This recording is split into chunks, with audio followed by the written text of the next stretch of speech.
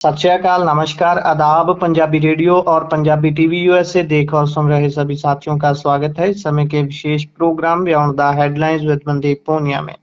Programme में senior पत्रकार मनदीप पूनिया जी का साथ होता है और देश विदेश के साथ जुड़ी हुई अहम खबरों पर होती है बातचीत। करते हैं सबसे पहले प्रोग्राम में पूनिया जी का स्वागत। बहुत बहुत स्वागत है पूनिया जी। जी नमस्कार, सत श्री अकाल, आदाब। नमस्कार, सत श्री अकाल, आदाब। रुख खबरों का करें। सबसे पहले ईरान अमेरिका इजरायली जंग के बारे में बात। 32वां दिन है आज, क्या कुछ स्पेशल है? ट्रंप ने ट्रुथ सोशल पर कहा है कि भाई अपना अपना इंतजाम खुद करो, हम किसी की मदद नहीं करने वाले। और क्या नई खबरें हैं? देखिए, डोनाल्ड ट्रंप का एक चीज़ हम देख रहे हैं लगातार कि जब से उन्होंने ब्रिटिश अखबार को इंटरव्यू दिया है तेल को लेकर, इसके बाद उन्होंने लगातार स्ट्रेट ऑफ हॉर्मूज़ हॉर्मूज़ को लेकर मतलब क्लैरिटी दे दी है और फ्यूल को लेकर भी।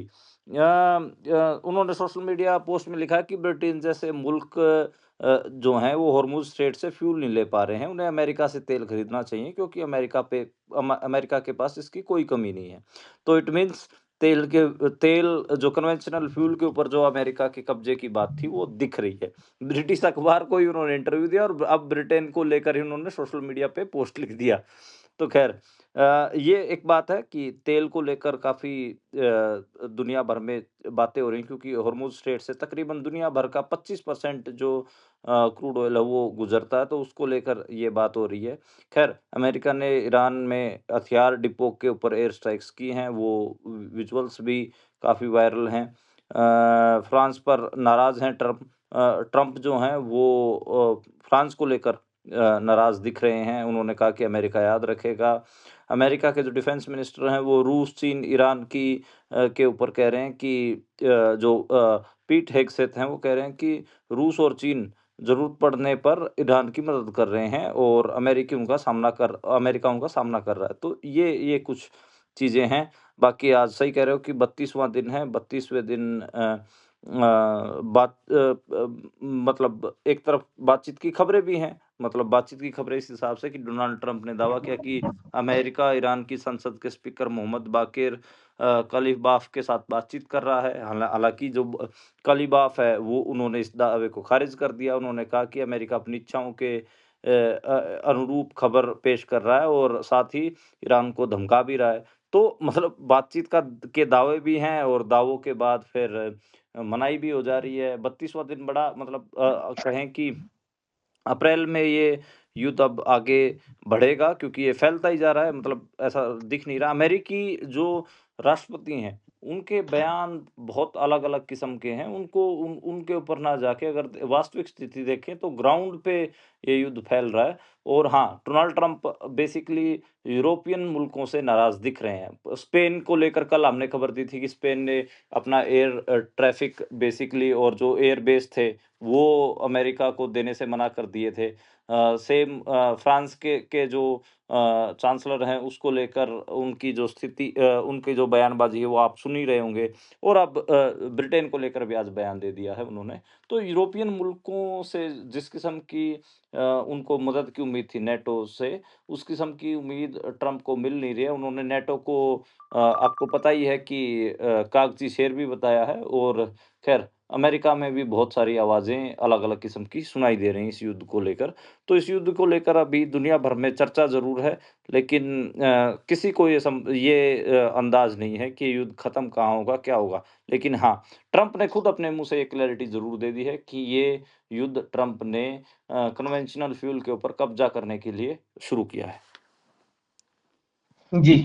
और इससे आगे अगर बढ़े तो वेस्ट बंगाल में जैसे जैसे इलेक्शंस नजदीक आ रही हैं, टाइम पास आ रहा है, वैसे वैसे वहां से खबरें गर्म आनी शुरू हो गई हैं। अभी कोलकाता में इलेक्शन कमीशन दफ्तर के बाहर भाजपा और टीएमसी के कार्यकर्ता आपस में भिड़ गए, झड़प हुई है।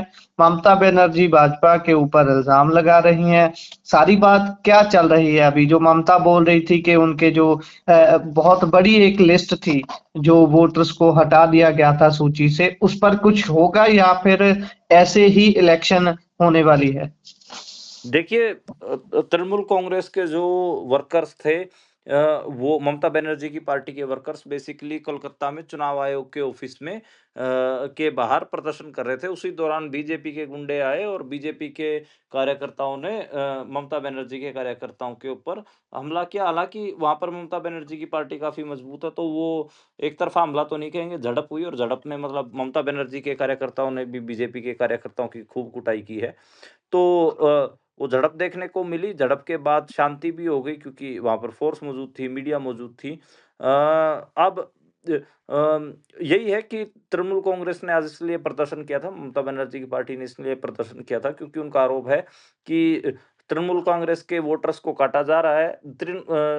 जो ऐसे लोग हैं जो तृणमूल कांग्रेस को वोट कर कर सकते हैं, उनकी तो वोटें काटी जा रही है और बीजेपी अलग-अलग किस्म के वोटर जोड़ रही है जो कि बंगाल के भी नहीं हैं। तो उसको लेकर अवैध वोटरों को लेकर वहाँ पर प्रदर्शन हो रहा है, यानी कि ममता बनर्जी के निशाने पर साफ दिख रही हैं। बाकी तो 5 राज्यों में चुनाव हो रहे हैं और लगातार आप देखिए कि आप वो देखेंगे तो हर जगह पे जो वेलफेयर स्कीम्स होती हैं गरीबों के लिए, उनकी बौछारें आ गई हैं। तकरीबन इस 2-3 महीने के अंदर ही 37,000 करोड़ रुपए की वेलफेयर स्कीम्स इन 5 राज्यों में बाँटी जा चुकी हैं। सत्ताधारी पार्टी हो या फिर बीजेपी हो या कांग्रेस हो, सब अपने-अपने हिसाब से लोगों को वायदे कर रहे हैं कि हम पावर में आ गए तो बुजुर्ग महिलाओं को 2500 दे देंगे, विधवाओं को 3,000 रुपए देंगे, इतने रुपए देंगे। तो ये सब कैश जिसको बोलते हैं ना कैश स्कीम्स तो वो सब अनाउंस कर रहे हैं। तो ये और बाकी बीजेपी का जो कम्युनल कार्ड है, फ़िरकापरस्ती वाला कार्ड है, वो तो है ही है। जी, बिल्कुल। और इससे आगे बढ़े तो बिहार में नालंदा में मंदिर के अंदर भगदड़ हो गई, 9 लोगों की मौत हो जाने की खबर है। क्या कारण रहा भगदड़ मच जाने का? हाँ, बिहार के नालंदा के एक मंदिर में स्टैम्पेड हुआ है और स्टैम्पेड में 9 लोगों की डेथ हुई है, इसमें 8 महिलाएँ हैं। और इसमें तकरीबन जो ये पूरा जगह है शीतला माता मंदिर बताया जा रहा है और इसमें ये स्टैम्पेड यानी भगदड़ हुई है। इसमें एक पुरुष भी है जिसने दम तोड़ा, 8 महिलाएँ हैं। धक्का-मुक्की हुई, अफ़रा-तफ़री मची और इस बीच दर्शन करने के नाम पर क्योंकि भीड़ बहुत ज़्यादा थी, तब ये स्टैम्पेड में तब्दील हो गया। तकरीबन 25,000 के आसपास ये बताया जा रहा है कि भीड़ जुटी होगी और उसमें जब श्रद्धालुओं की इस संकरे क्योंकि रास्ता भी काफ़ी संकरा था यहाँ पर, जब भगदड़ मची, स्टैम्पेड हुआ, तो डेथ हुई है और तकरीबन 60 से 70 लोग अस्पतालों में भर्ती हैं। उनको भी काफ़ी अपन कहें कि चोटें आई हैं। 50 मीटर के आसपास लंबी लाइन रही होगी, जो लोग एकदम से जो लोग गिर गए, उनके ऊपर से गुज़रे हैं, उसमें ये बात है और 40 मिनट बाद एम्बुलेंस पहुँची। अगर टाइम पर एम्बुलेंस पहुँच भी जाती तो कुछ जानें और भी बच सकती थी। बड़ा अजीब है, भारत में इस स्टैम्पेड से, भगदड़ से मौतें होने का जो सिलसिला है, वो हर महीने में 2-4 खबरें आप देखते हैं। कभी रेलवे स्टेशंस के ऊपर स्टैम्पेड हो जाता है, कभी जो फुट ओवर ब्रिज होते हैं, वहाँ पे भी स्टैम्पेड हो जाती है और इस किस्म की खबरें होती हैं। ख़ैर आज सूरत की एक बिल्डिंग में भी आग लग गई, जिसमें 5 लोगों की मौत हुई है। 4 महिलाएँ और 1 बच्चा शामिल है। आप देखिए कि जो इस किस्म की जो घटनाएँ होती हैं, बसों में आग लगना, घरों में आग लगना, फैक्ट्रियों में आग लगना और स्टैम्पेड होना, उसमें ज़्यादा जो शिकार होती हैं, वो महिलाएँ होती हैं। हम जितनी भी खबरें करते हैं स्टैम्पेड की, उसमें सबसे ज़्यादा जो शिकार हुई मिलती हैं, वो महिलाएँ मिलती हैं। दूसरा मतलब जो फैक्ट्रियों में अनसेफ वर्किंग कंडीशंस के से डेथ होती है, उसमें भी महिलाओं का नंबर बहुत बड़ा होता है। तो आप सोचिए कि बड़ा बड़ा अजीब भी लगता है कि किस किस्म से बड़े अजीब तरीके से भारत में लोगों की डेथ हो जाती है। जी, बिल्कुल। और इससे आगे बढ़े तो भारत समेत दुनिया भर में इंटरनेट ठप होने का खतरा मंडरा रहा है क्योंकि जैसे मिडल ईस्ट की जंग है, जिस जगह पर लगातार सबकी नजरें टिकी हुई है हॉर्मुज़ में, वहां से केबल्स भी जो आती हैं इंटरनेट की तकरीबन बहुत ज्यादा परसेंटेज है जो डाटा सिर्फ और सिर्फ समुद्र के अंदर है और उसका बंद हो जाने का खतरा मंडरा रहा है, उसको भी नुकसान पहुंचाया जा सकता है, कोई इतना बड़ा रिस्क लेगा? देखिए, भारत का ज़्यादातर इंटरनेशनल इंटरनेट बैंडविड्थ है, वो अरब सागर की खाड़ी और खाड़ी इलाके से आता है, अरब सागर और खाड़ी इलाकों से आता है। इसमें यही है कि जो ये जंग चल रहा है इसमें स्ट्रेट ऑफ हॉर्मुज़ तो प्रभावित है ही, इसमें एनर्जी क्राइसिस दिख रहा है, लेकिन इंटरनेट का क्राइसिस भी छिड़ सकता है। वो तो जैसे 25% एक डेटा जो हम बात हमेशा बोलते ही हैं, वो एनर्जी सेक्टर का हो गया। लेकिन आप देखिए कि समुद्र के नीचे से तकरीबन 97% ग्लोबल डेटा गुज़रता है, उसमें ऑप्टिकल फाइबर ऑप्टिक केबल्स के ज़रिए सारा मामला ट्रांसफ़र होता है और ये मतलब एक्सपर्ट बोल रहे हैं कि भई ये सिर्फ़ एनर्जी चोक पॉइंट्स नहीं है कि सिर्फ़ फ्यूल को रोकने के चोक पॉइंट नहीं है, ये डिजिटल चोक पॉइंट भी हो सकते हैं। तो अगर ये जो हॉर्मुज़ रूट से जो ये केबल गुज़र रही हैं, यूरोप, अफ्रीका और पश्चिम एशिया से जुड़ने वाली जो केबल्स हैं इसमें अगर ये प्रभावित होती हैं, इन इन इन केबलों का रूट आप देखेंगे तो लगभग इसी रूट से मिलेगा, सीएमई, सीवी और ये सारा वही रूट है जिसको बेसिकली स्ट्रेट ऑफ हॉर्मुज़ से जो है गुज़रता है। तो अब यही है कि अगर इनके ऊपर भी अगर डिजिटल चोक पॉइंट भी क्रिएट होते हैं इस जंग में, तो इंटरनेट स्लो होगा क्योंकि ये सब ऑप्टिकल फाइबर केबल्स हैं और जैसे जो यूट्यूब, इंस्टाग्राम, नेटफ्लिक्स जैसे जो प्लेटफ़ॉर्म हैं, इनके ऊपर बफरिंग स्पीड्स बढ़ जाएँगी। वीडियो कॉल और क्लाउड सर्विसेज़ में भी दिक्कत आ सकती है। तकरीबन भारत का जो आईटी सेक्टर है, वो 24 लाख करोड़ के का है और उसके उस आईटी सेक्टर के ऊपर भी असर पड़ सकता है। तो ये कहानी है पूरी और दुनिया इन समुद्री ऑप्टिकल फाइबर केबल्स के थ्रू ही जुड़ी हुई है। आप लोग बोलते हैं कि क्या टोटल ब्लैकआउट हो जाएगा अगर इन केबल्स का? टोटल ब्लैकआउट तो नहीं होगा, इंटरनेट पूरी तरीके से नहीं बंद होगा, लेकिन वही है कि रीरूटिंग के लिए वैकल्पिक रास्ते ढूँढने पड़ेंगे, लोड बढ़ेगा, स्पीड कम हो जाएगी, बफरिंग बढ़ेगी, क्लाउड सर्विसेज़ में दिक्कत आएगी। जिस स्पीड से अभी आप इंटरनेट का एन्जॉय करते हैं, उस स्पीड में आप इंटरनेट का एन्जॉय नहीं कर पाएँगे। तो ये एक मेरे को लगता है कि असर होगा। जी। और अगर इससे आगे बढ़ें, बात करें, सरकार एक प्रस्ताव ला रही है कि सोशल मीडिया पर यूजर्स, इन्फ्लुएंसर्स और कंटेंट क्रिएटर्स के द्वारा जो समाचार साझे किए जाते हैं, उनको ब्लॉक करने की तैयारी में है सरकार। हाँ, ये एक खबर निकल के आ रही है और इसमें यही है कि जो आईटी एक्ट है आईटी एक्ट वैसे ज़्यादा भारत में 2000 के चलते हैं, लेकिन 2021 में कुछ ऑनलाइन कंटेंट को लेकर प्रस्ताव संशोधन के लिए डाले गए थे। उसमें ऑनलाइन कंटेंट को लेकर बात थी। ये बताया जा रहा है कि अब जो कंटेंट है, खासकर समाचार और समसामयिक यानी कि कंटेम्परेरी इश्यूज़ के ऊपर जो कमेंट्री है, उसको उसको उसके ऊपर नियंत्रण बढ़ाने की जो कोशिश है, वो सरकार कर रही है। नियंत्रण तो क्या बढ़ाना, साफ कह ही सकते हो कि सेंसरशिप बढ़ाने की बात है। अ, अब इसमें खाली ये नहीं है कि जो इंटरमीडियरीज़ हैं, ये उन्हीं को ही निशाना बनाया जाएगा। जो उपयोगकर्ता हैं, यानी कि यूज़र्स हैं, उनको भी इस दायरे में लेके आएगा। मतलब अब यूज़र्स तो आपको पता है कि पब्लिश करने वाले नहीं, वो तो सिर्फ़ पढ़ते हैं, लेकिन उनको भी ऑनलाइन समाचार और कंटेम्परेरी जो पोस्ट हैं, उनको अगर वो साझा करते हैं या फिर लाइक वगैरह भी करते हैं, तो उसको लेकर भी अपन कहें कि उनके ऊपर भी कार्रवाई हो सकती है। अब इसमें तो यही है कि भारत के जो इंटरनेट फ्रीडम के ऊपर काम करने वाले एक्टिविस्ट हैं, वो इसको डिजिटल तानाशाही कह रहे हैं। वैसे ये एक शब्द है वो काफ़ी दिनों से लोगों को सुनाई भी दे रहा है, टेक्नो फ्यूडलिज़्म। टेक्नो फ्यूडलिज़्म के बाद अब ये दूसरा शब्द है जो लोगों को सुनाई देगा, वो है डिजिटल डिक्टेटरशिप। तो क्या ये डिजिटल तानाशाही होगी? ये देखने वाला होगा और सोमवार को जारी इन मसौदा नियमों का जो शीर्षक है वो आईटी एक्ट दिशा निर्देश और डिजिटल मीडिया आचार संहिता है। इसमें ये भी है कि ये जो सोशल मीडिया प्लेटफ़ॉर्म्स हैं जैसे एक्स, मेटा इनके ऊपर भी टेक डाउन के कई आदेश नरेंद्र मोदी की सरकार ने लिए हैं, उसकी भी काफ़ी आलोचना हुई है। और अब इसमें भी ये कहा गया है कि भई जो ये प्लेटफ़ॉर्म्स हैं, ये भी अब इससे बाहर नहीं है, मतलब सरकार से बाहर नहीं होके चल सकते।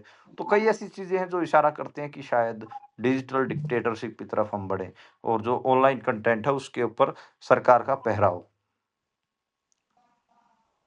जी। और इससे आगे अगर बढ़े तो गुजरात में मोदी बोल रहे हैं कि कांग्रेस अफवाहें फैला रही है, उसी की वजह से पैनिक बढ़ रहा है, लोग पेट्रोल पंपों पर भीड़ जुटा रहे हैं। क्या सच में कांग्रेस ही इसकी वजह है? कहीं नेहरू को ना इसका कारण बना दे? देखिए, 2-3 चीज़ें हैं भारत में जो स्थिति पैदा हो रही है। मेरे को लगता है कि पहले रुपये गिरने से अपन इसकी शुरुआत करते हैं। अमेरिकी डॉलर के मुकाबले जो रुपया है वो 95 से भी ज़्यादा, 95 रुपए से भी ज़्यादा कमज़ोर हो चुका है। वित्त मंत्री कह रही हैं कि बिल्कुल ठीक चल रहा है। और आरबीआई को भी अब दम लगाना पड़ रहा है ताकि इसको रोका जा सके, इसकी गिरावट को रोका जा सके। लोग तो ये तक कह रहे हैं कि शायद रुपया 100 को टच कर जाए।